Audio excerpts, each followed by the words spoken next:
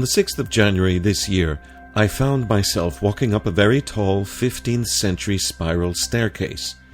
There were exactly 538 medieval steps, going around and around, taking me upwards towards the sky, with thick stone walls on either side, occasionally punctuated by small windows, giving a view of the street below and the pedestrians appearing smaller and smaller. Eventually I reached the top of the tower and emerged onto a viewing platform offering a breathtaking view.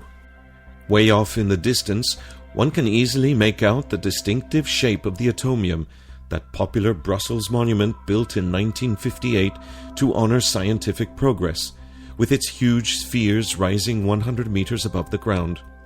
The atomium looks small from the top of this 15th century tower, 17 kilometers away, but its shape is unmistakable, and it is, without a doubt, one of the most curious and interesting views of the atomium I have seen so far. Looking slightly to the east of Brussels, a few kilometers closer in, one can see planes approaching the EU capital's busy international airport. Turning around to look in the opposite direction, the industrial silhouette of the city of Antwerp appears on the horizon at a similar distance to that of Brussels on the other side.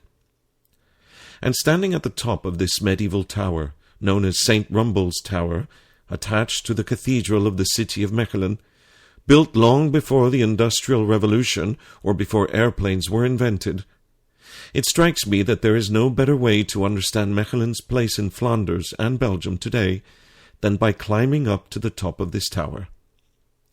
Indeed, the people of Mechelen often define their city in relation to their proximity to Brussels and Antwerp.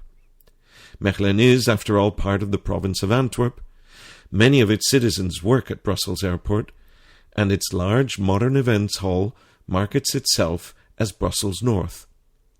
But Mechelen is also very much a city of its own, unique and pioneering in many ways, and it is precisely because of its pioneering nature that I found myself visiting on the 6th of January this year.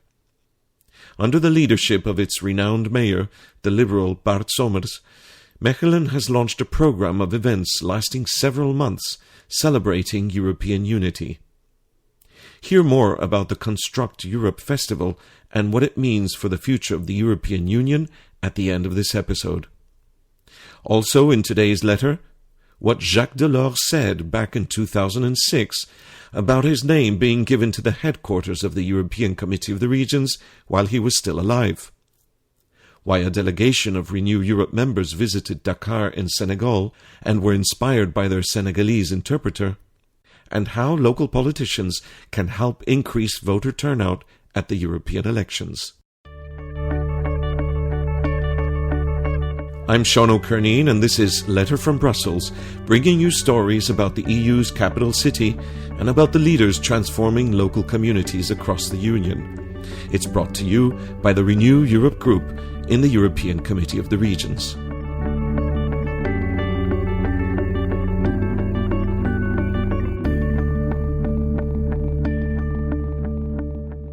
On the 18th of September 2006, an unusual ceremony took place at the heart of the European Quarter in Brussels.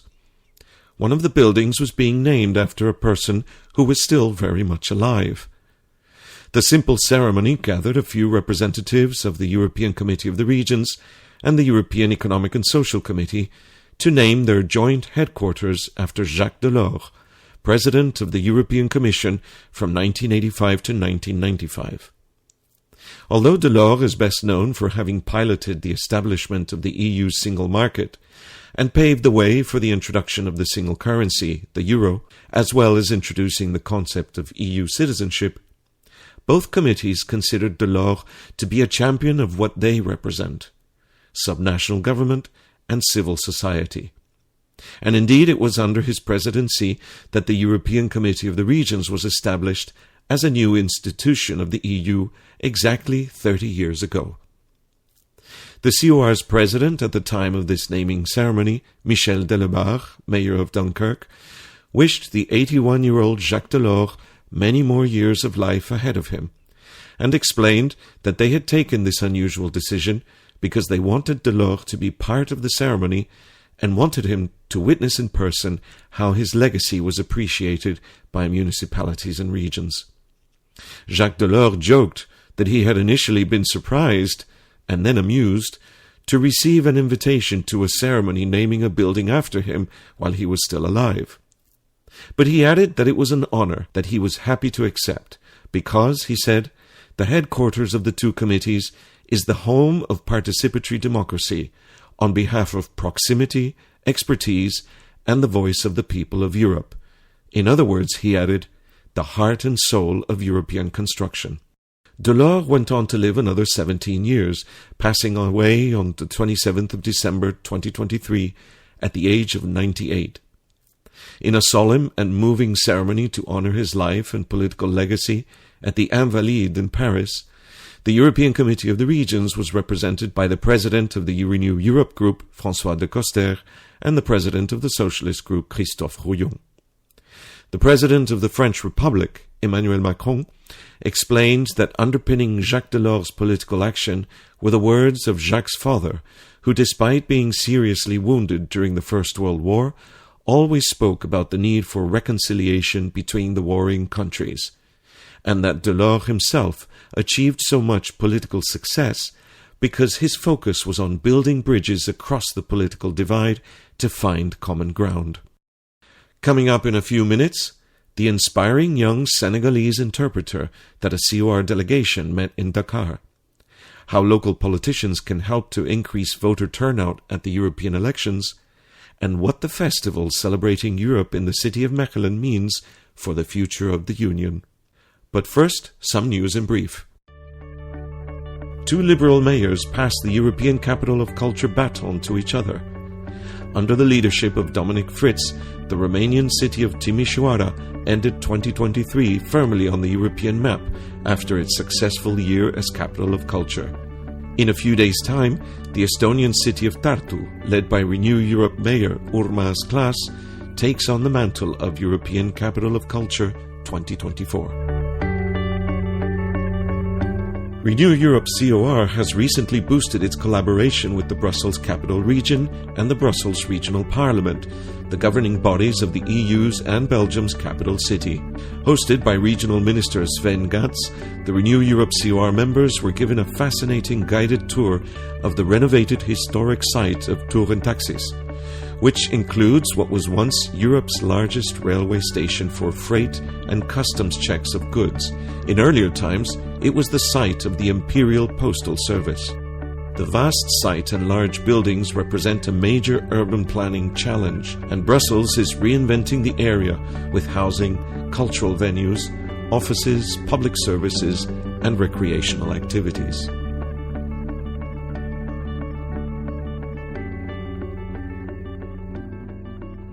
Almost 4 years ago, in March 2020, the European Commission published a strategy for a new partnership with Africa, a continent of 1 billion people. The strategy highlighted that Africa boasts the youngest and fastest growing middle class in the world, and it called for the EU and Africa to intensify people-to-people contacts across all sectors of society, including between municipalities and regional governments. EU Commissioner Jutta Urpilainen, responsible for international partnerships, went even further when she addressed the COR plenary in November last year, and she said that without the support of subnational government, the EU's Global Gateway strategy cannot succeed. That is why in early December a delegation of our members joined Renew Europe members of the European Parliament in Dakar, Senegal, for the RenewPAC summit, led by the German Liberal MEP Jan2024, and with the support of Liberal International, the Africa Liberal Network, the European Liberal Forum, and the Friedrich Naumann Foundation. The Renew Europe political family is determined to help the EU make this partnership with Africa a success, and our members met with Senegalese mayors, exchanging ideas on entrepreneurship, housing, sustainable agriculture, clean energy, and rural development. The perception of Africa amongst many people in Europe is limited to scenes of migrants piling into small boats, desperate to reach Europe and often losing their lives in the attempt. The political and military instability in several countries adds to the negative perception. But Africa is a continent brimming with talent. Visiting the beautifully modern Museum of Black Civilizations, which by the way was built and paid for by China, one comes across a gallery dedicated to contemporary African artists displaying amazing artistic creativity. But we didn't even have to leave the summit venue to find this talent, because joining us one day at our table for lunch was one of our interpreters, Fatimata Wane, a young woman in her mid-20s, owner of her own business, fluent speaker of 7 languages, including English, French, Spanish, and Mandarin, and her knowledge of world affairs, her eloquence, her enthusiasm for her profession, and her enthusiasm for the future of her country was all a reality check from the headlines so often associated with Africans in European media. Yes, Africa does have extreme poverty, serious problems with governance and political stability, but it's brimming with creativity, ingenuity, talent, and entrepreneurial spirit. And the interpreter, Fatimata, is a perfect example of the potential that lies in this fast-growing continent at Europe's doorstep. China and Russia have stepped in to fill a gap and are investing heavily in Africa with their own agenda and for their own interests, often contrary to the interests of Europe. Europe neglects Africa at its peril, and that is why the Renew Europe family is committed to helping the EU build a genuine partnership with Africa, people to people, business to business, city to city, country to country, continent to continent.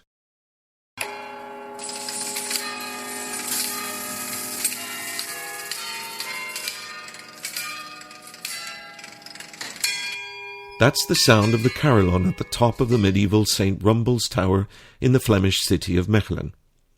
A carillon is a musical instrument which involves ringing bells by means of a keyboard, and in 2014 UNESCO recognized the Belgian carillon culture as an intangible world heritage, and Mechelen hosts the world's oldest and largest carillon school, attracting students from around the world. Mechelen is again leading the way, under the leadership of its well-known mayor, Bart Somers, and this time it's about connecting its citizens with the European part of their identity. Coinciding with the Belgian presidency of the Council of the EU, which runs throughout the first half of 2024, Mechelen has launched a festival of activities running throughout the presidency. The Construct Europe Festival includes guided tours of the city, pointing out European-funded projects, or the city's historical links to other parts of Europe, exhibitions in local museums and the cathedral, and of course music concerts and street acts. If the European Union is to succeed over the long term, its citizens must not only understand and share the rational arguments for its existence, but they must feel that it responds to and reflects part of their identity. Some people will choose to reject the European dimension of their identity, focusing exclusively on the regional or national dimensions. But many, many millions of others across the continent recognize there is a part of their identity which is European, and they want to celebrate it, but often they don't know how to. Local leaders are particularly well placed to give visibility to the contemporary and historical European links in their local community. And Mayor Somers has understood this and acted on it, not just on one day, but with activities lasting months. And just as Mechelen is doing, local leaders across the Union can also find ways to inform their citizens about the connections that exist between them and other people and places around Europe. There is no better time to do this than in the coming months leading up to the European elections, which will take place between the 6th and the 9th of June across our Union. Voting at these elections is perhaps one of the most visible expressions of that European identity, and helping citizens understand how EU decisions transform their local communities, and that their vote determines who controls the European Parliament, and therefore the shape of EU laws and the size of budgets allocated, is one of the best ways to help citizens connect with the European dimension of their identity. The countdown to the European elections has begun. For more information on the topics covered in today's letter from Brussels, please visit reneweurope-cor.eu/podcast.